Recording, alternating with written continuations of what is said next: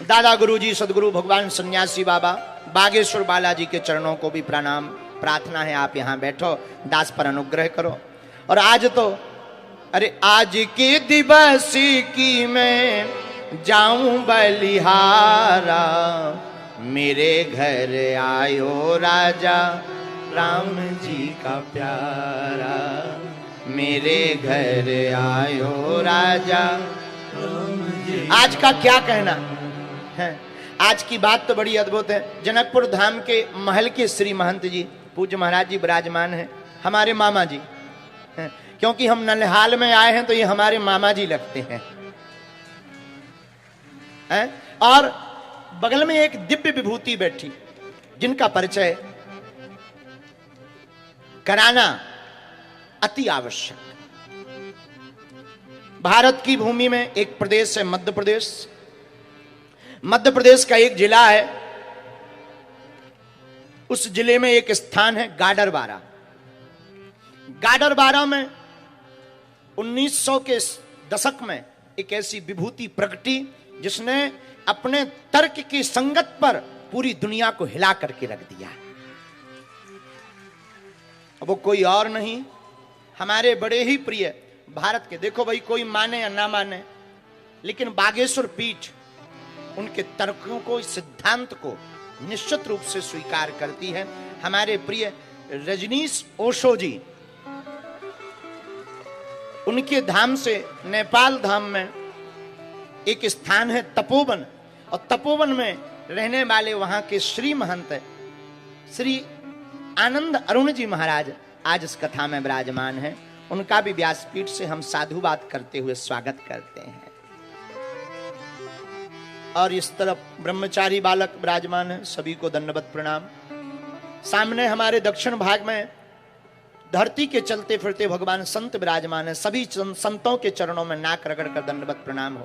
एवं पूरे पंडाल में जितनी जगह है उतने बैठे हैं। कुछ लोग यहाँ पर जल के ऊपर बैठकर जल का आनंद ले रहे हैं और कुछ लोग कल का आनंद ले रहे हैं, लेकिन बाकी सब लोग कथा के फल का आनंद ले रहे हैं। इस तरफ भी विराजमान, जहां जहां विराजमान है, देश और विदेश में संस्कार टीवी चैनल के माध्यम से जो जो कथा को सुन रहे, कलिकुल शेखर पावन अवतार गोस्वामी श्री तुलसीदास जी की एक चौपाई से हम प्रणाम करें। सिया राम मैं सब जग जानी, करहूं प्रणाम जोरी जोग पानी। करहूं प्रणाम जोरी जोग पानी। सीताराम सीताराम सीताराम सीताराम सीताराम सीताराम। ओ महान बनने का पहली, देखो इंसान और महान दोनों में से कुछ भी बनना हो तो पहला कदम है ठोकर।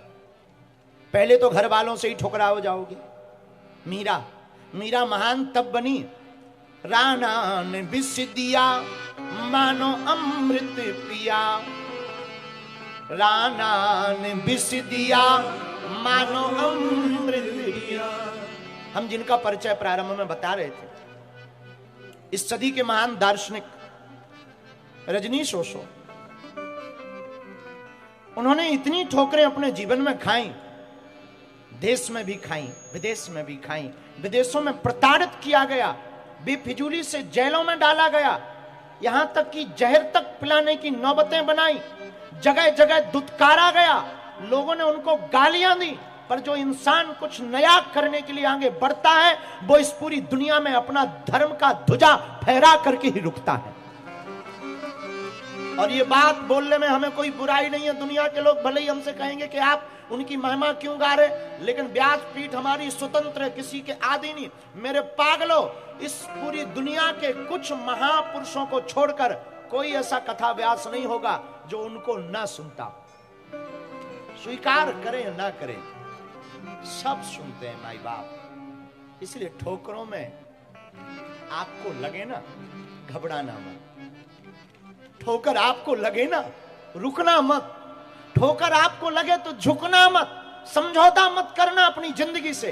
ठोकर आपको लगे तो परेशान मत होना, बड़बड़ाना मत। ठोकर अगर आपको लगे तो कभी किसी को दोष मत देना। ठोकर लगे तो कुछ नया सीखकर फिर आगे बढ़ जाना। एक बार एक मूर्तिकार ने 2 पत्थर लिए। किसी ने उनको मूर्ति बनाने का ऑर्डर दिया कि एक बढ़िया सी मूर्ति बनाओ। मूर्तिकार दोनों पत्थरों को, बड़े बड़े शिलाखंडों को ला गया अपने स्थान पर जहां वो मूर्तियां प्रायः बनाता था।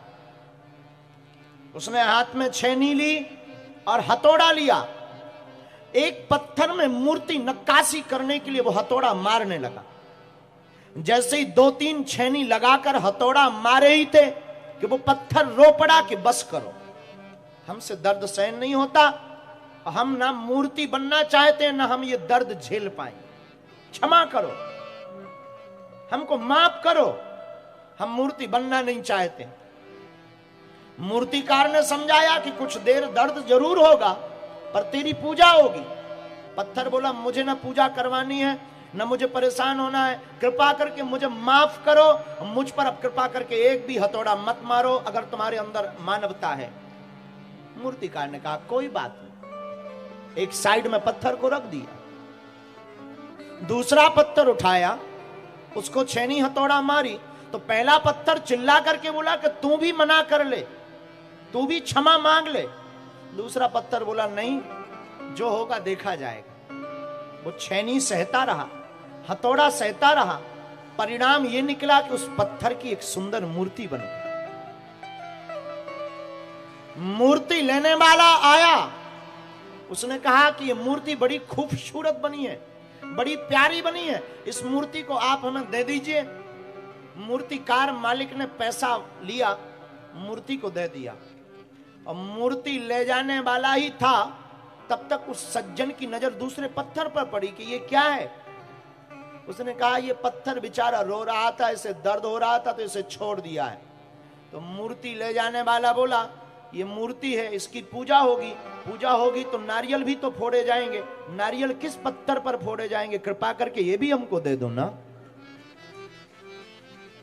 तो दूसरा पत्थर भी ले गया, पहला मूर्ति बना करके जो लाया था उसे स्थापित किया, पूजा की, अर्चना की। अब हर 15 मिनट में कोई आता है जय काली माता, जय बजरंग बली, पटाक पटाक। अब जो रो रहा तो ऊपर बनी हुई मूर्ति का पत्थर चिल्ला करके बोला बाबरे, अगर पहले रो लिया होता तो आज तेरी पूजा होती, अब तू बार बार रो भी रहा है और पूजा भी नहीं हो रही है, यही ठोकर इंसान महान बनाती है। इसलिए भाई साहब, नेपाल के पागलों, आपको ठोकर लगे तो घबराना मत, परेशान मत होना, ठोकर लगे आगे बढ़ते जाना। और सनातन के रास्ते पर तो ठोकर लगती है।